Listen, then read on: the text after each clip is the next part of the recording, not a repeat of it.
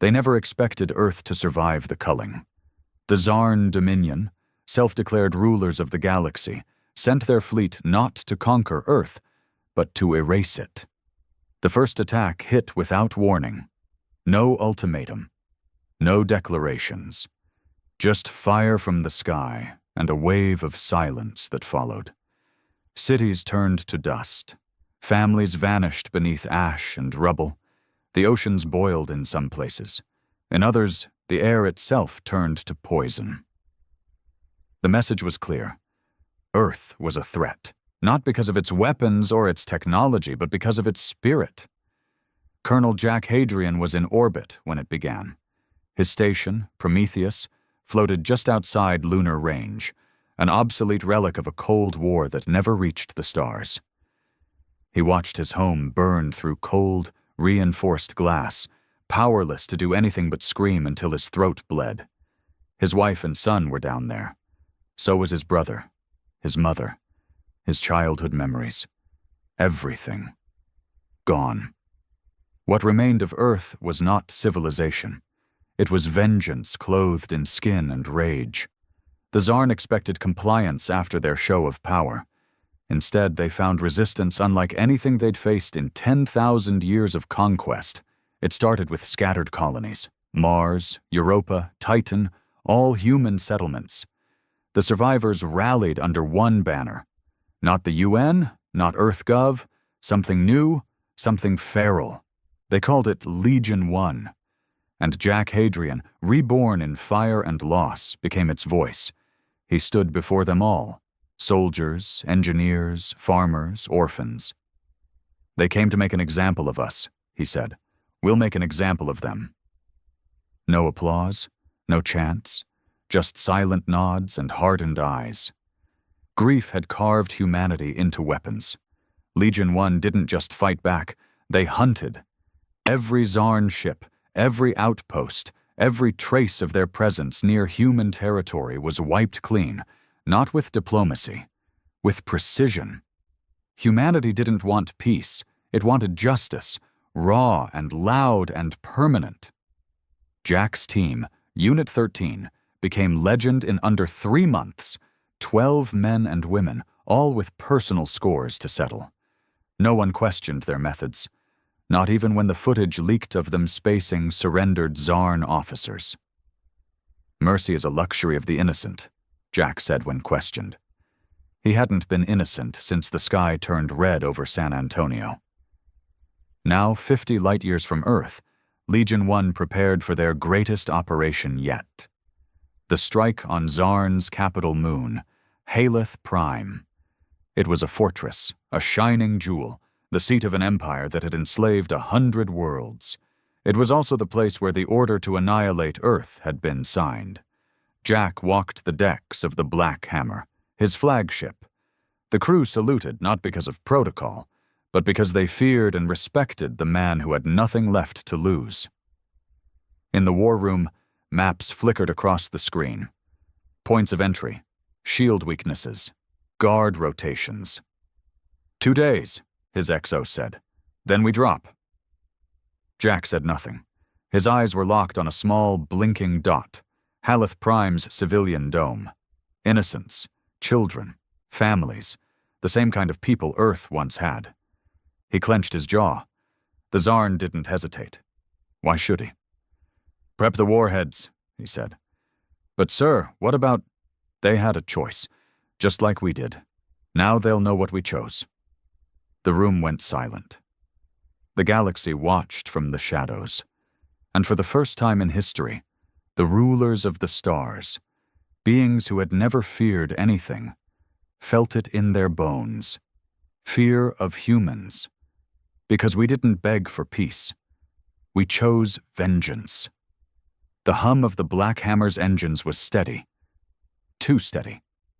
Jack Hadrian paced the bridge with slow, measured steps, the kind that echoed longer than they should have. A captain's footsteps shouldn't sound like Judgment Day, but on this ship, under Jack's command, everything was heavy. Every movement carried the weight of revenge. Screens glowed in the dim light, tactical projections, enemy fleet positions, countdown timers.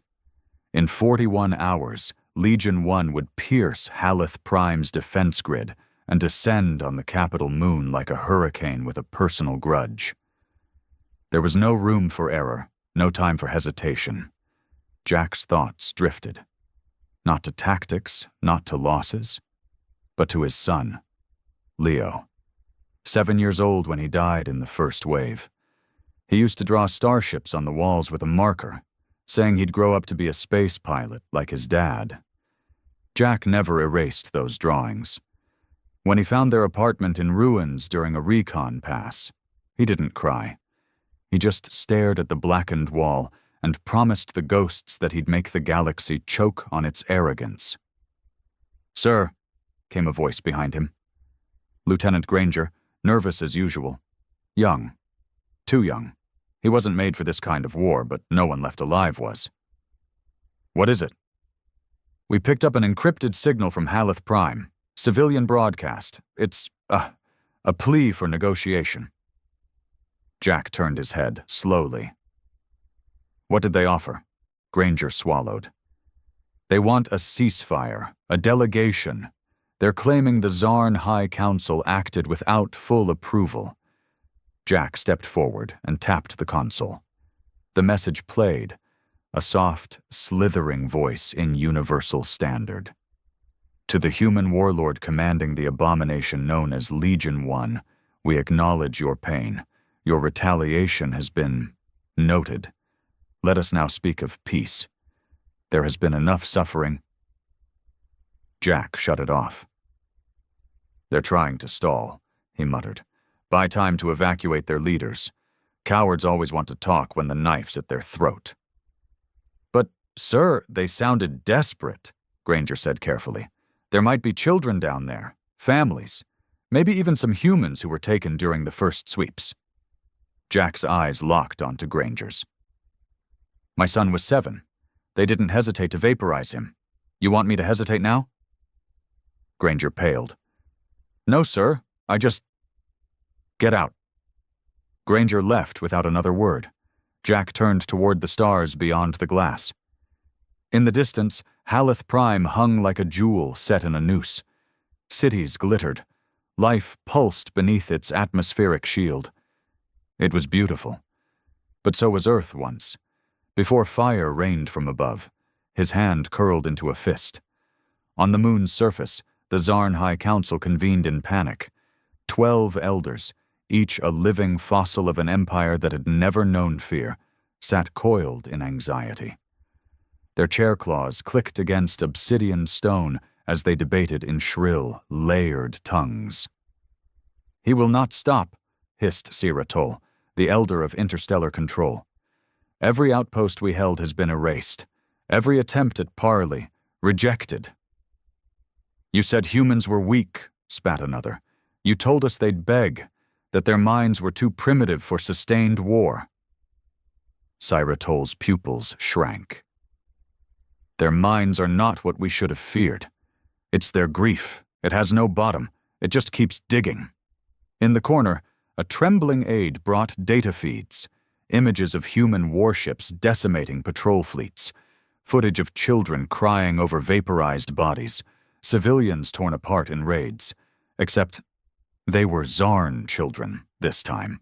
"They've turned our methods against us," whispered one of the younger counselors.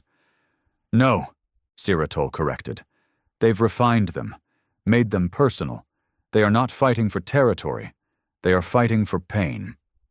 The chamber fell into a tense, unnatural silence. Back aboard the Black Hammer, Jack sat alone in his quarters, staring at a cracked, hollow frame.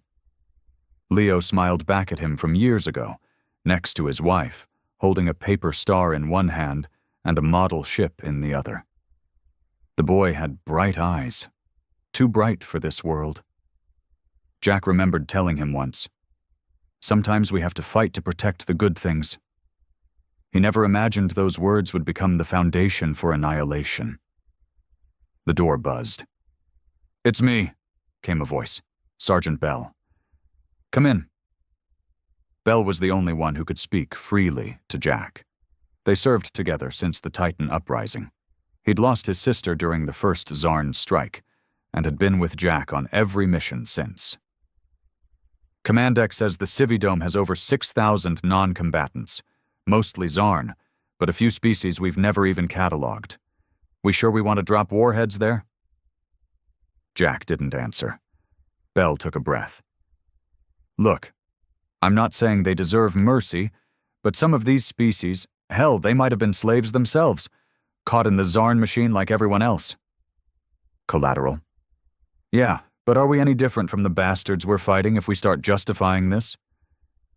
Jack's face was stone. We're already different. We didn't start this. We're just finishing it. Bell stared at him. You think Leo would be proud of what we're about to do? That hurt? Jack stood slowly, walked past Bell and opened a drawer. Inside were dog tags, burned, broken, melted. Each one belonged to someone they'd lost. He dropped them onto the table like broken teeth. I'm not doing this for pride, Jack said quietly. I'm doing this because we lost everything, and the universe laughed. Bell looked away. I'll have the team ready, he muttered, and left. In the Zarn civilian dome, panic spread like fire through the markets. Aliens of every shape and size tried to flee. Ships clogged the hangars. Security forces, never trained for internal collapse, couldn't control the riots.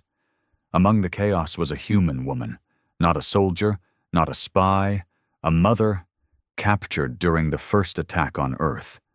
Her name was Nora. She hadn't seen the sky in 5 years. Her daughter had been taken from her, re-educated, raised to speak Zarn dialects. She barely remembered English now.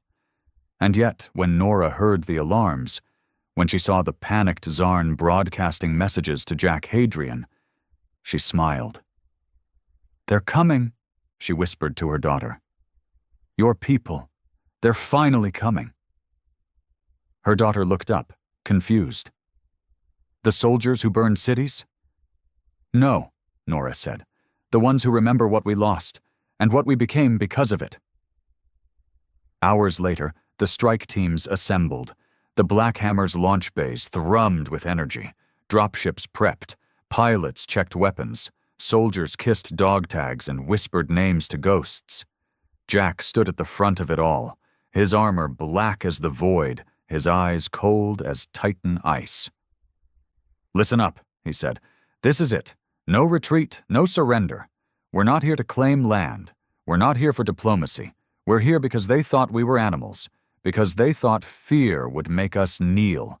Well, now they get to kneel. The crew roared. He raised one arm. Operation Judgment begins now. And the dropships fell like thunder into the skies of Haleth Prime.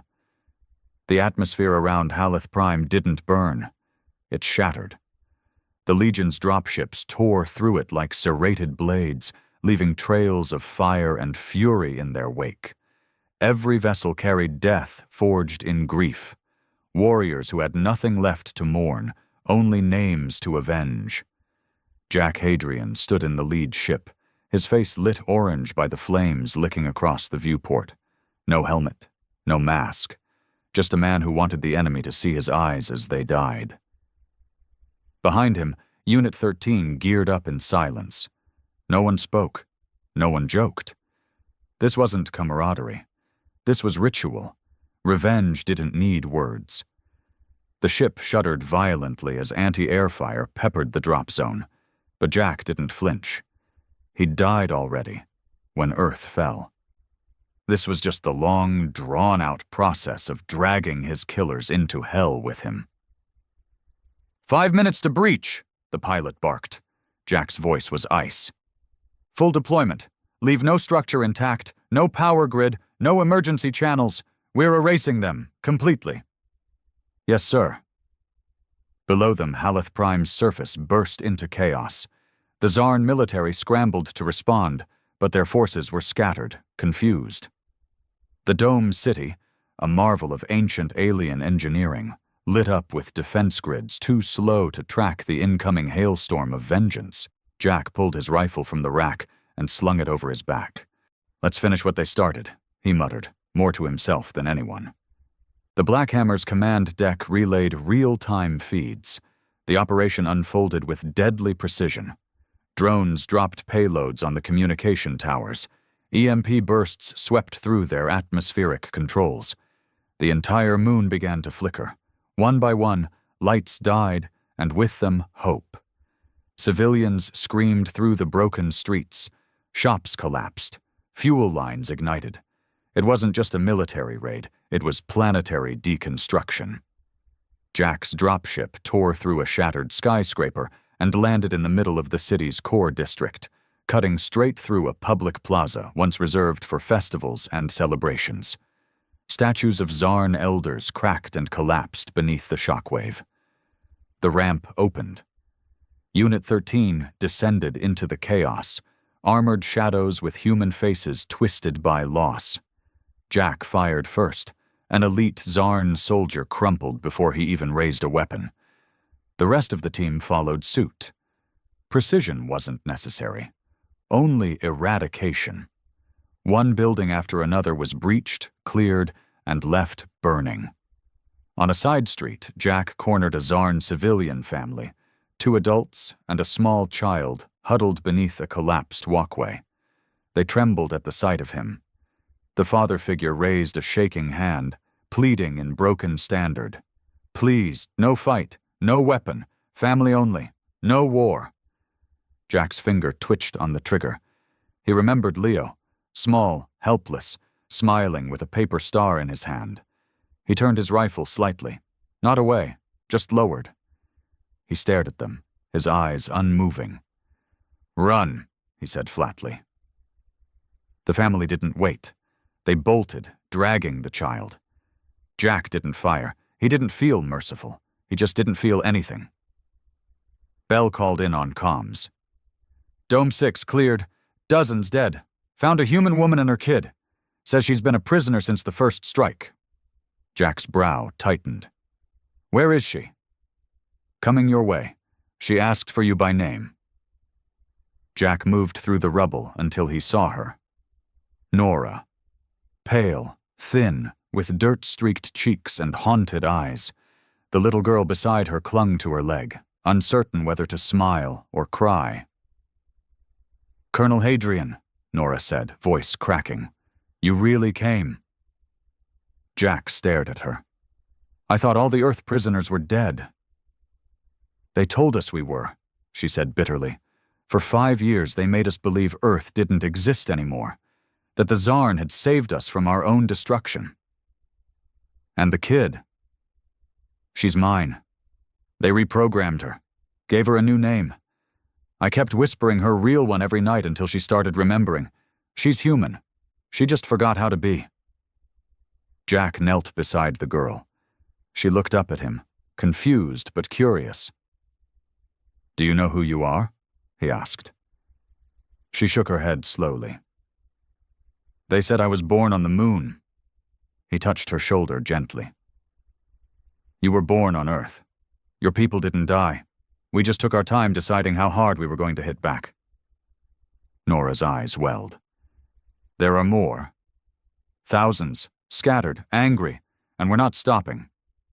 Bell stepped beside them. "What do we do with her?" Jack looked back toward the horizon. Explosions dotted the cityscape. Screams echoed in the wind.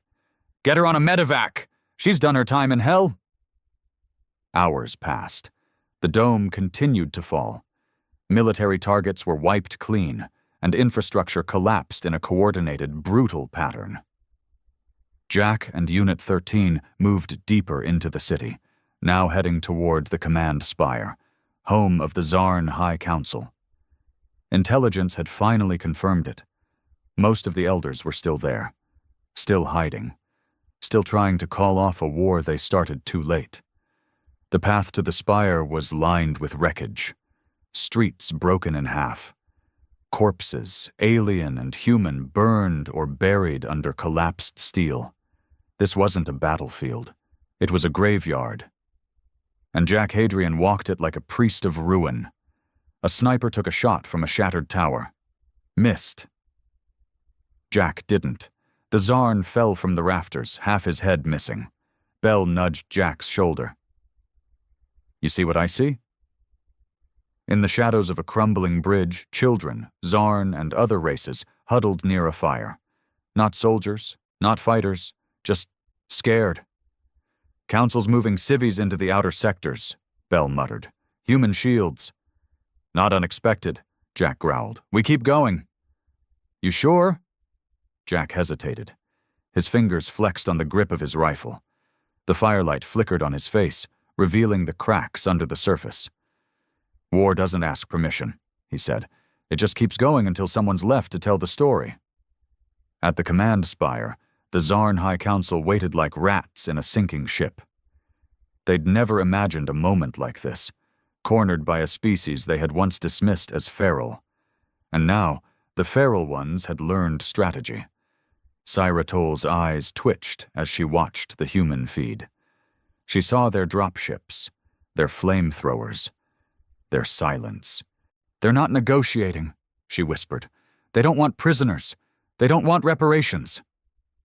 They want extinction, another counselor whispered.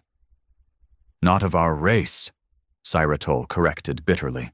Of our legacy, of our pride, of our immunity. They looked to the stars like children seeking gods, but the only god coming was human. Jack reached the spire by nightfall. The skies burned overhead, and Legion forces sealed off every exit. No one escaped, not this time.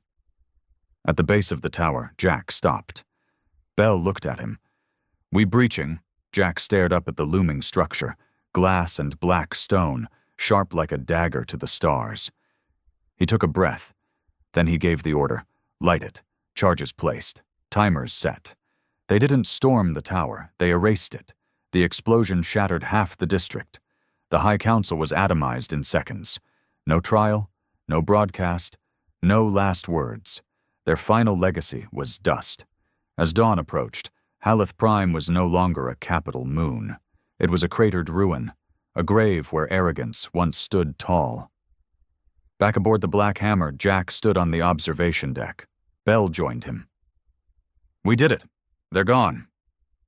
Jack didn't nod, didn't smile.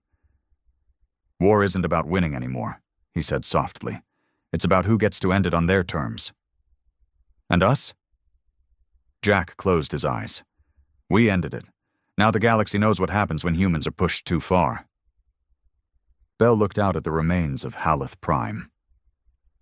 Think they'll come for revenge? They'll try, Jack said. But now, they'll do it while looking over their shoulder. The crater where Haleth Prime once stood still glowed in infrared.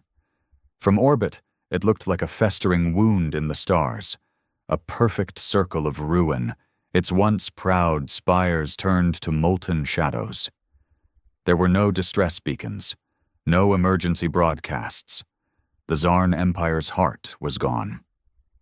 But the galaxy wasn't silent. Across hundreds of star systems, the footage went viral. Not officially, not through the sanctioned relays, but through whispers, leaks, hackers, refugees. 1,000 alien species watched in horror as the videos played. Human dropships storming the skies, civilian districts turned to rubble, the High Council's tower erupting into a sunburst of fire and debris. They watched Jack Hadrian stare into a camera, eyes void of apology, and say, "This is what happens when you burn our world." And they understood something ancient and primal. Humans weren't just fighting, they were hunting. On a mining colony called Kira Nul, far from the war's front lines, a Zarn administrator named Tesric moved through the industrial fields with shaking limbs. The facility had remained untouched, neutral, non-strategic. Yet every worker carried fear like a parasite on their back. Tesric stopped when he saw the mural. Someone had painted it overnight. A crude human skull with red streaks bursting from the eyes, and the words in broken standard beneath. Vengeance will find you. The other workers whispered about it, refused to work until it was scrubbed off. But no one touched it. Not even Tesric. He ordered extra guards posted, doubled the perimeter scans, and had a gun in his belt for the first time in 20 years. Because if Earth had taught the galaxy anything, it was this. You don't need numbers to start a war. You just need grief deep enough to turn into rage. On the Black Hammer, Jack Hadrian sat in silence. The war room was quiet now. No urgent missions, no enemy fleets. Just the slow, eerie crawl of space. Bell entered with a data pad. We're getting reports from 17 sectors. Zarn colonies are evacuating. Some systems are trying to break away entirely. The entire structure's collapsing. Jack didn't move. Good. Bell hesitated. There's more. We're getting requests. From who? Species that were under the Zarn's boot for generations. Slavers, corporate syndicates, puppet governments. Now they want to join us. Call it solidarity. Or maybe they just don't want to be next. Jack leaned forward. They think we're building something. Are we? Jack didn't answer. Because he didn't know. All he'd wanted was justice. Cold and permanent. Now they were calling him a liberator. A revolutionary. Some even said emissary of the earth flame, like he was a prophet bringing fire to the stars. He didn't feel like a prophet. He felt like a man who buried his son in ash and never stopped digging the grave wider. Nora stood in the ship's medical bay, watching her daughter, finally clean, finally safe, draw pictures on a tablet. Stars, spaceships, her mother, a man she'd only met once but now idolized. Is that Colonel Hadrian? Nora asked gently. The girl nodded. He's scary, but I think he's sad. Nora knelt beside her. He's both. Some men become dangerous when they're broken, but some become protectors. Her daughter looked confused. Did he protect Earth? Nora bit her lip. He came too late for that. But he protected what was left of it. She looked through the window, toward the command deck, toward Jack. Jack called a war council the next day. Not for strategy, but for future. Representatives from the surviving colonies, Mars, Titan, Ganymede, even a few ships from Alpha Centauri, beamed in via hologram. The bridge was full of hard faces, men and women who had led bloody revolts, sabotage missions, assassinations. None of them were diplomats. We've won the first war, Jack said, but now they'll come in a different way. General Strake, an old Mars separatist, snorted. Let them. We've got momentum. Jack's eyes narrowed. They won't use fleets this time. They'll use fear, isolation, politics. They'll turn other races against us, brand us as monsters. We are monsters, someone muttered. We burned a moon. Jack didn't deny it.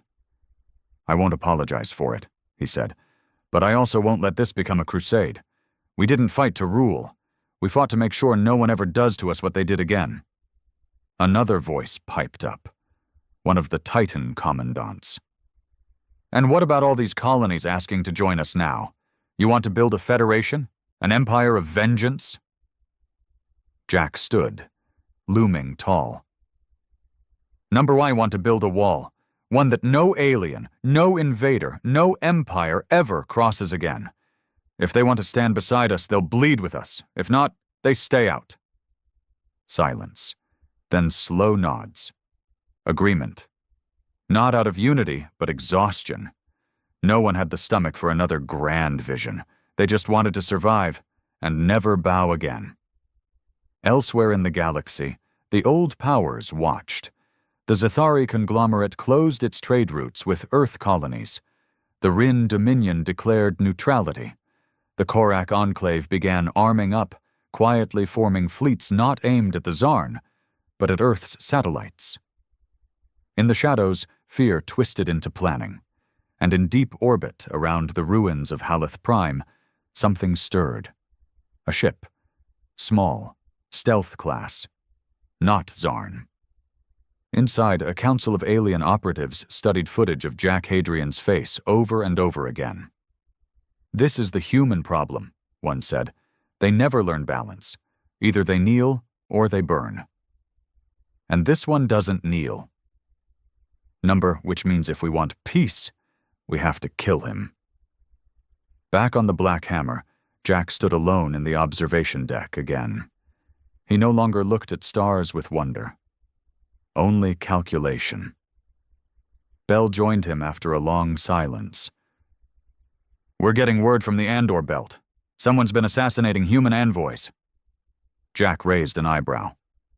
"Who?" "Not Zarn. We think it's a splinter group, multi-species. Could be a coalition forming to neutralize us. You." Jack chuckled dryly. "Let them come." Bell's jaw tightened. "We've become a symbol, Jack. You especially. And symbols get targeted." Jack looked at him. "They burned our world. We made them watch theirs fall. Now they want to erase the memory of what we did. You see the irony?" "What?"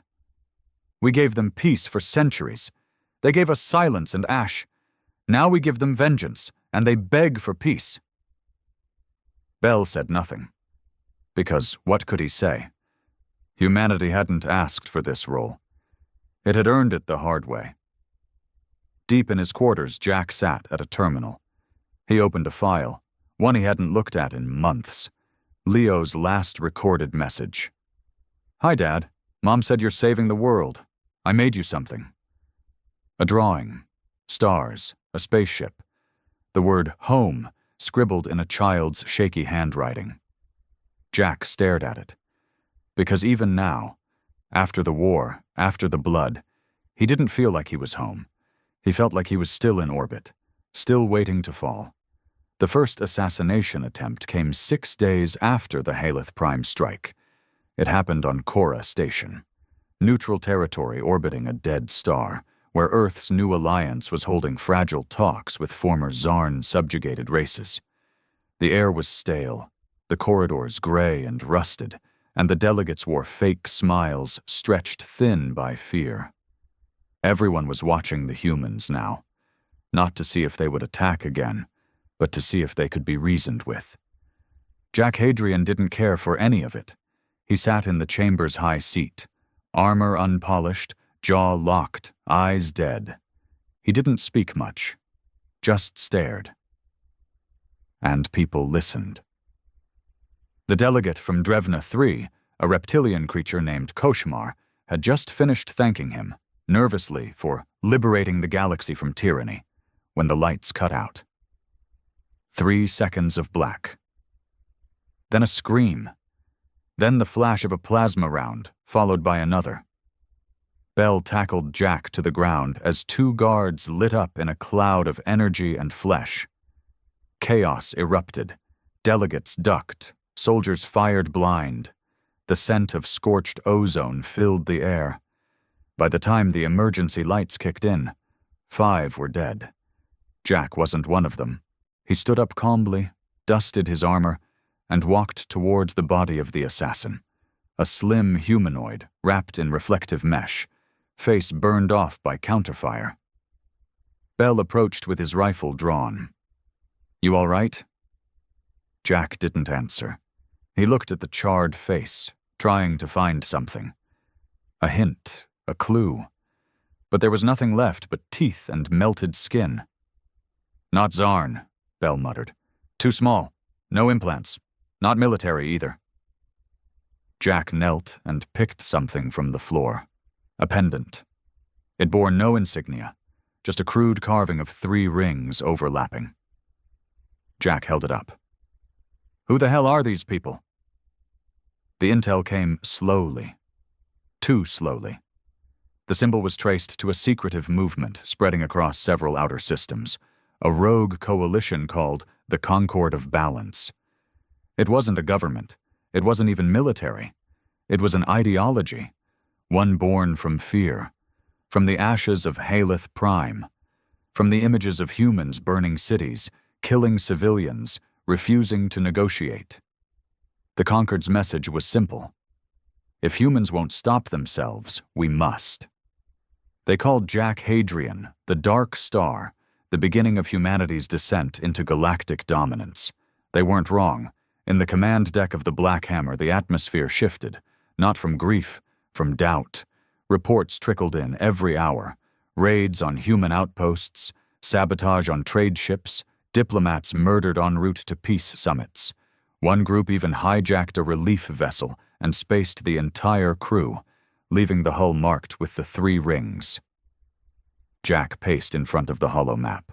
His officers watched him with a kind of reverence that bordered on fear. "We created a vacuum," Bell said. "The Zarn are gone, and now every broken little power wants to fill the gap." Jack looked up.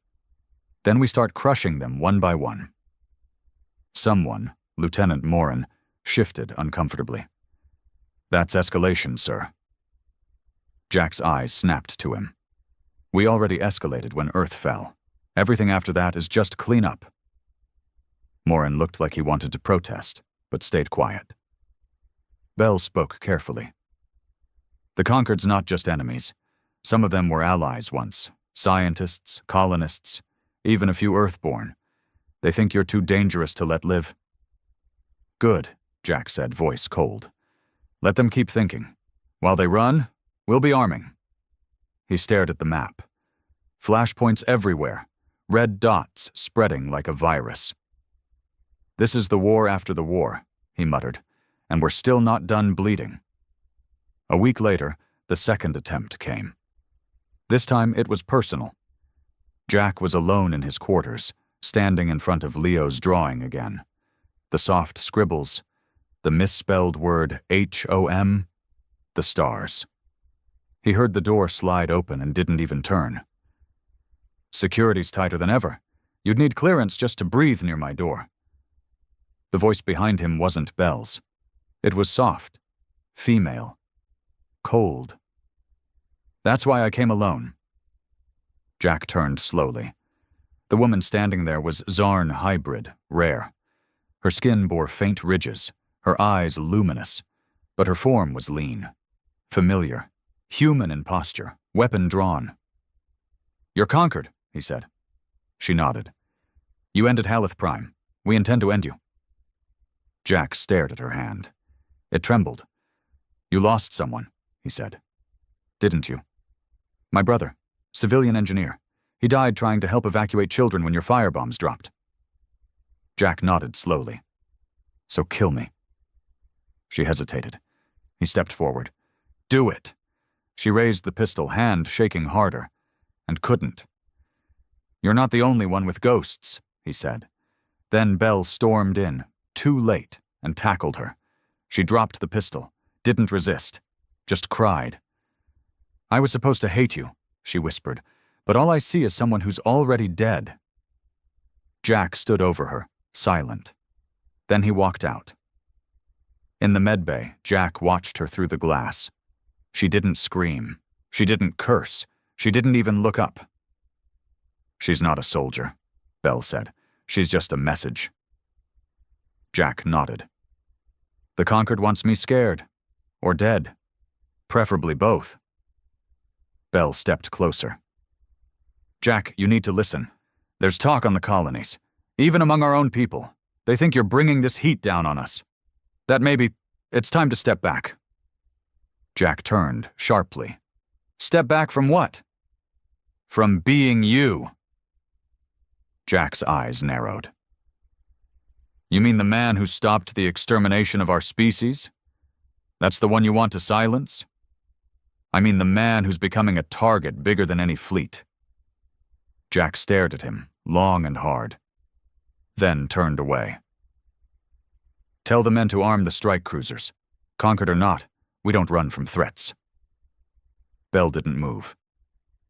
"Understood, sir." That night, Jack didn't sleep. He sat alone in the gravity chamber, lights low, artificial stars spinning around him. He replayed the attack on Haleth Prime again. And again.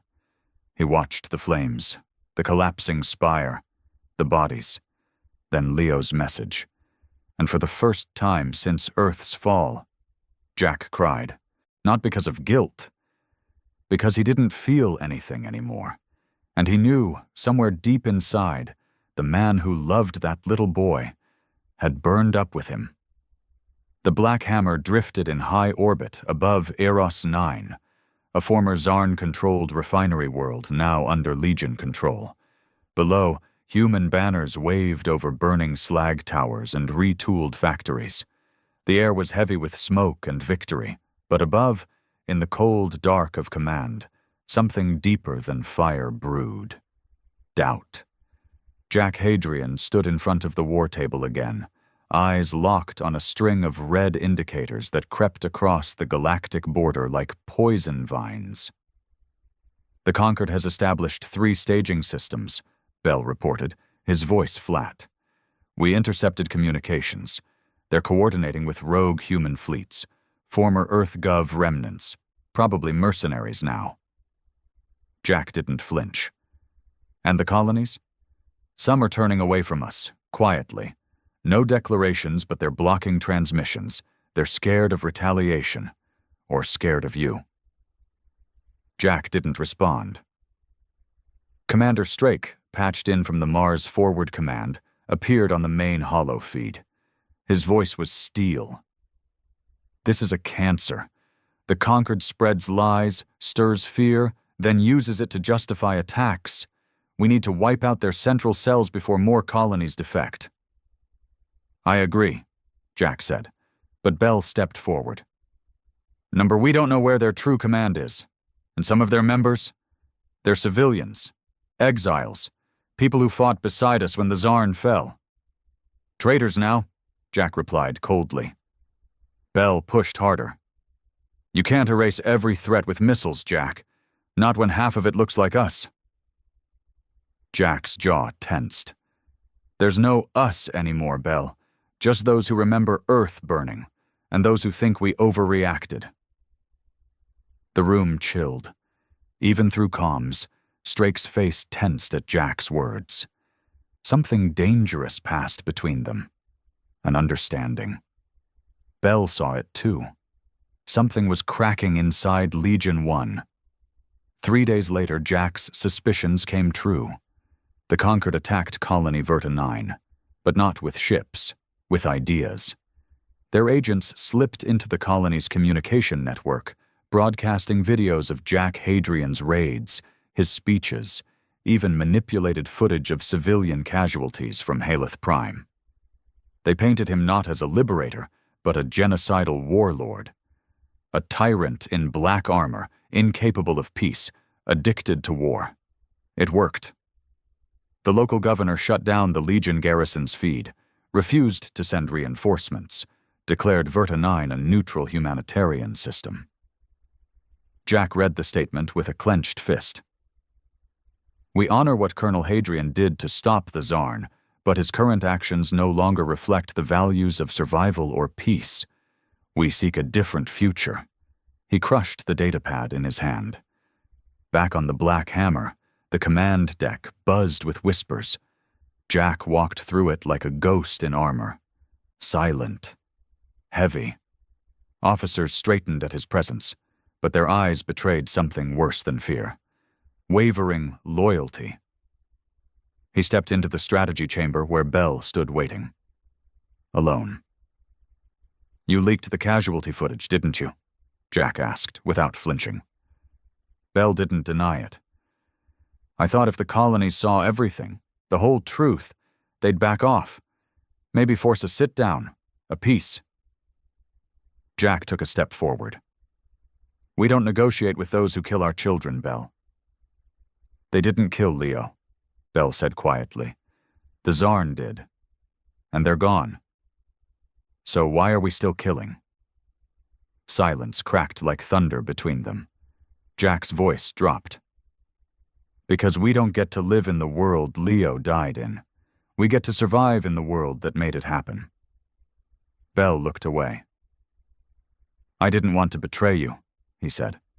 But you've become something I don't understand anymore. Jack turned his back. You're relieved of duty. Bell blinked. What? Effective immediately. You're confined to quarters until further notice. Jack.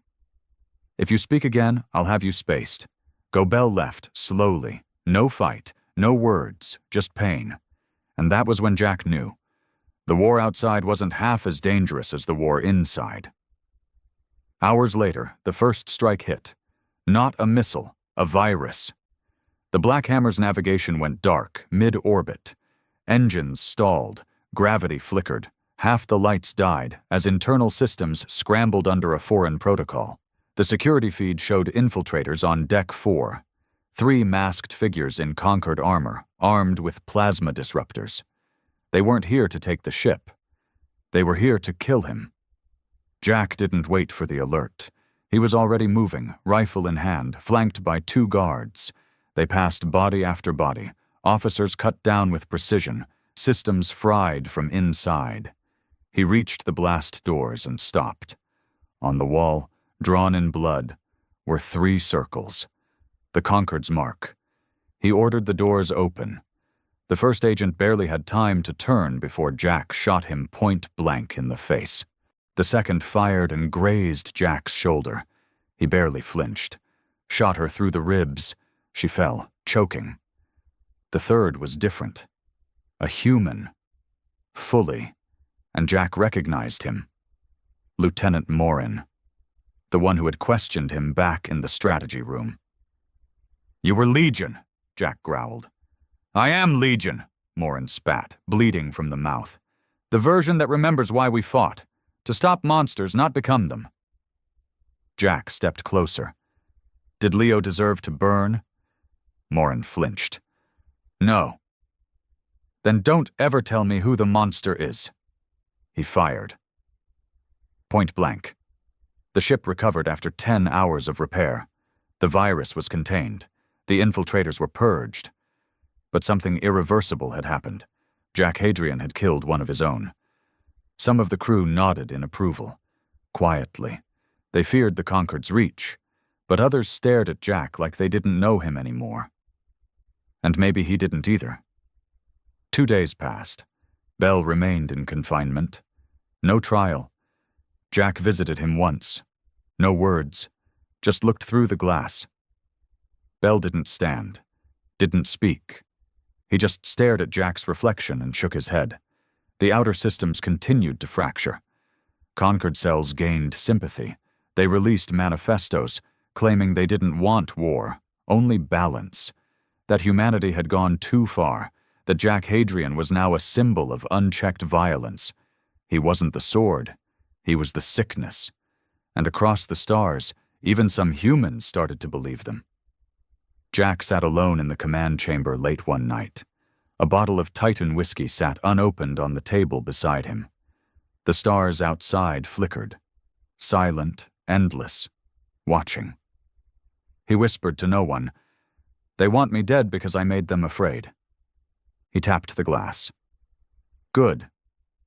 But his hands trembled, not from fear, from the weight, because being feared is power, but it's also a prison, and Jack Hadrian had built his out of bones.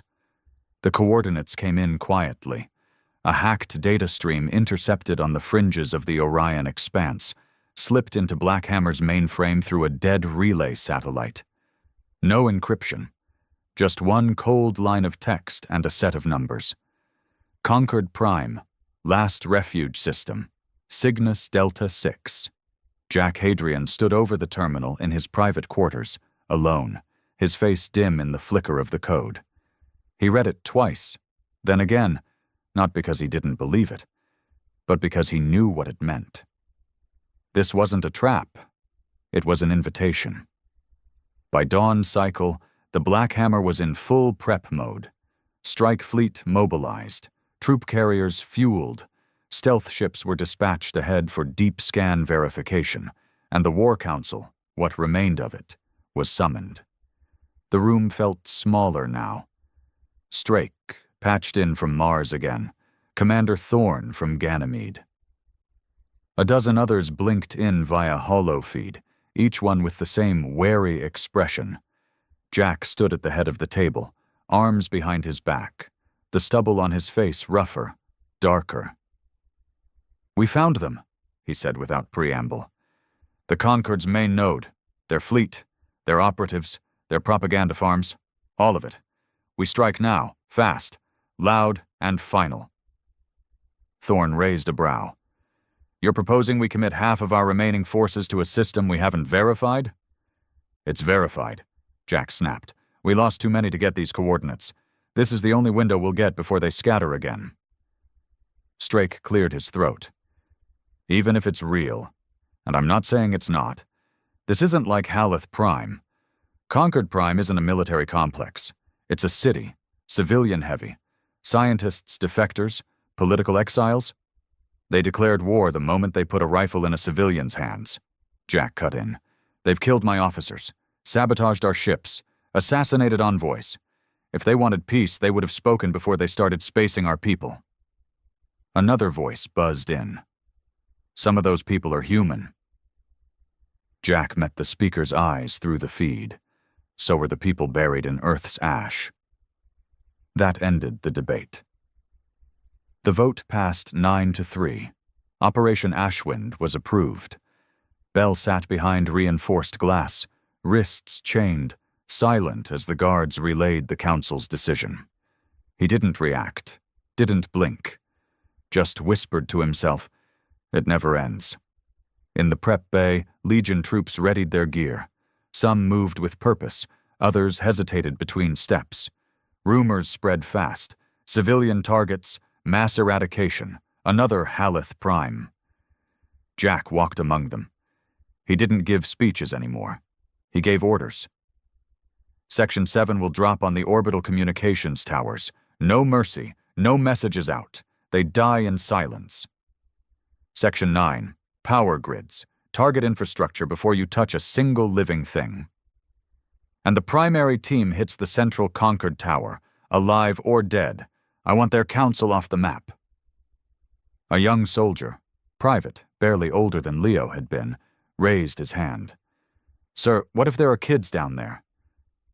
Jack looked at him, unreadable. There were kids on Earth. He didn't wait for more questions.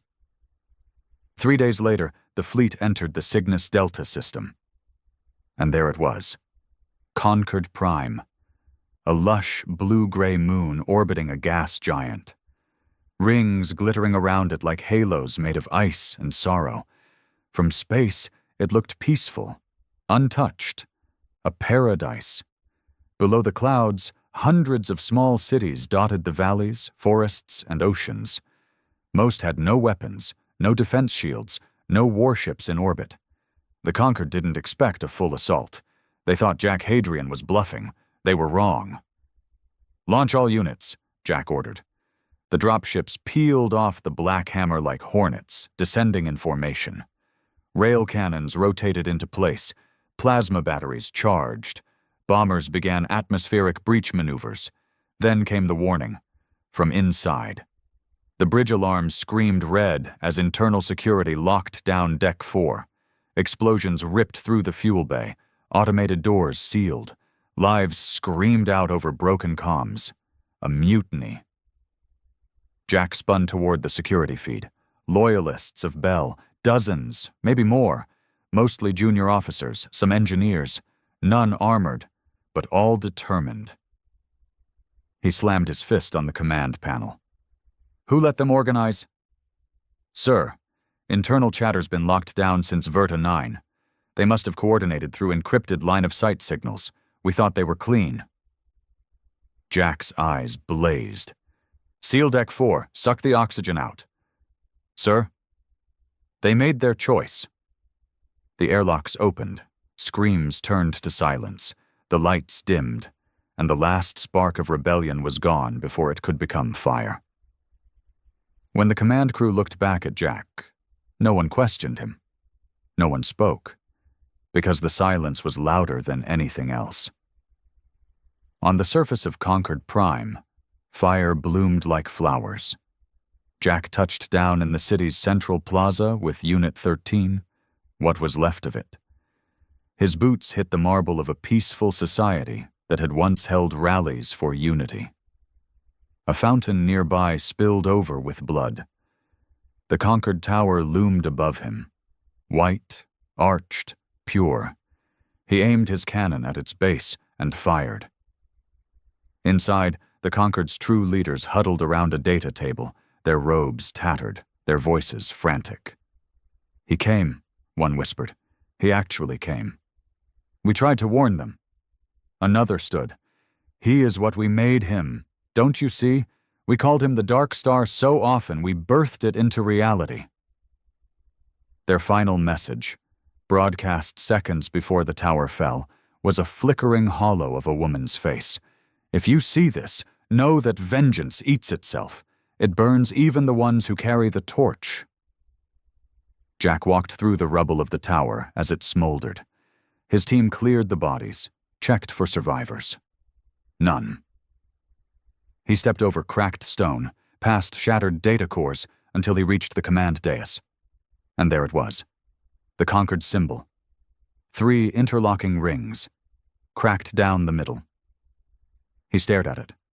For a long time, and for once, his voice trembled. "Why did you make me this?" Back on the black hammer, Bell was pulled from his cell. He stood in front of the view screen as Conquered Prime burned in the distance. Jack stood beside him. Bell looked, just once, then back at Jack. "You were never afraid of becoming the monster."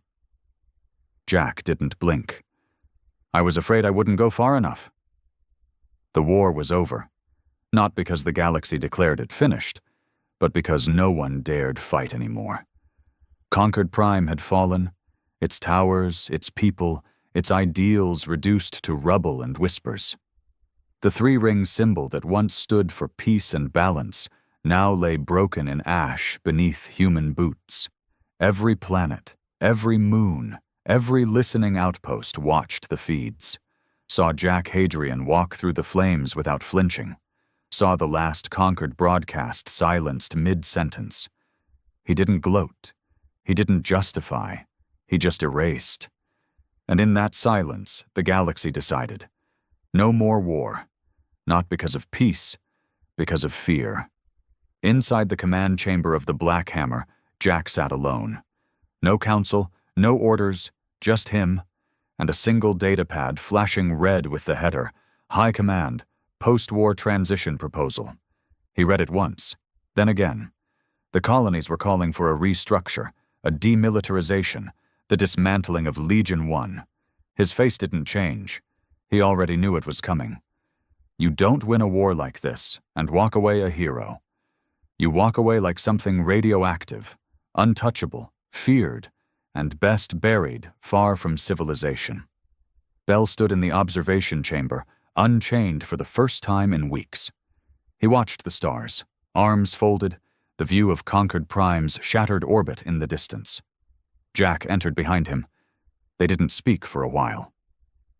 Finally, Bell said, "So? That's it. We won." Jack didn't answer. Bell turned. "You don't feel it, do you?" "What?"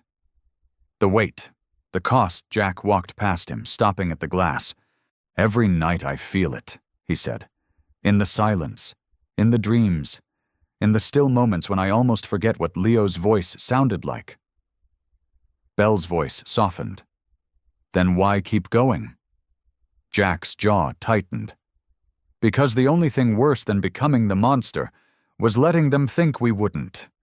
Earth's colonies called for an emergency tribunal within a standard week. Every major faction sent envoys, not because they had authority.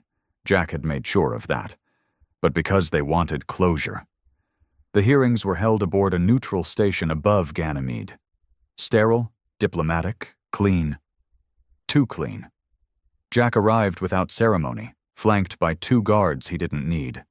The room was full of eyes. Alien, human, synthetic. They didn't look at him like a criminal. They looked at him like a ghost. The lead adjudicator, a woman from Europa with an artificial voice, stood. "Colonel Jack Hadrian, you stand before this assembly not for punishment, but for clarity. The galaxy wants to understand. Why did you destroy Conquered Prime?" Jack said nothing. Then finally he stepped forward. No one wanted to understand Earth when it burned. No one asked us how we felt when our children died. But now that we've won, now that we've made you afraid, suddenly you want clarity? Murmurs, shifts in chairs. Jack continued. They say I led a war of vengeance. They're right. They say I became what I hated. They're half right. He stepped closer to the center podium. What I hated wasn't the Zarn. It wasn't even the galaxy. It was how easily you forgot us. You watched us burn. You said nothing. Then we reminded you we were still here. Loudly, permanently. The room went still. I won't apologize for that. The adjudicator said nothing for a long time, then simply nodded. This tribunal rules the following. The Legion is to be disbanded. All remaining war assets decommissioned. Jack Hadrian is to step down from command, effective immediately. She paused, but no charges will be filed. The galaxy will remember this not as justice, but as consequence. Jack gave a single nod. He didn't thank her. He turned and walked out. 2 weeks later, the Black Hammer was grounded on Titan's far dock, stripped of weapons, crew dismissed, hangars emptied. Jack stood on the loading ramp one last time. Bell approached, a bag slung over his shoulder.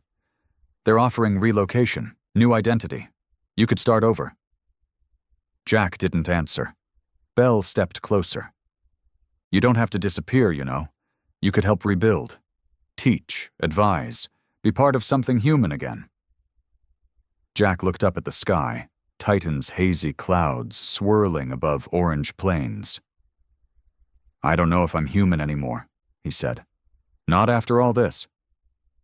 Bell placed a hand on his shoulder. I think that's why you still are. They didn't say goodbye. They just nodded. Then Bell walked away, and Jack walked the other direction. Months passed. The galaxy moved on. The Zarn remnants vanished into the rim. The conquered scattered into myth. Peace came, not through treaties, but through fear of what happens without it. Jack Hadrian's name was erased from official records. No statues, no medals, no parades, just stories of a man who answered silence with fire. On a backwater moon in the outer belt, in a quiet mining village, a little boy sat drawing stars on a wall with a piece of coal. His mother smiled at him. Who's that? She asked, pointing to the figure beside the stars. The boy shrugged. Dunno, just someone watching. She looked at it. A man in armor, tall and alone, and the stars around him burned. Far from any system that mattered, an old ship floated in the dark, not registered, not armed, just drifting. Inside, a man sat with a cracked holoframe in his hand, a child's drawing inside, a ship, a family, the word home scrawled across the top in a shaky hand. Jack Hadrian closed his eyes, and for the first time since Earth fell, he rested,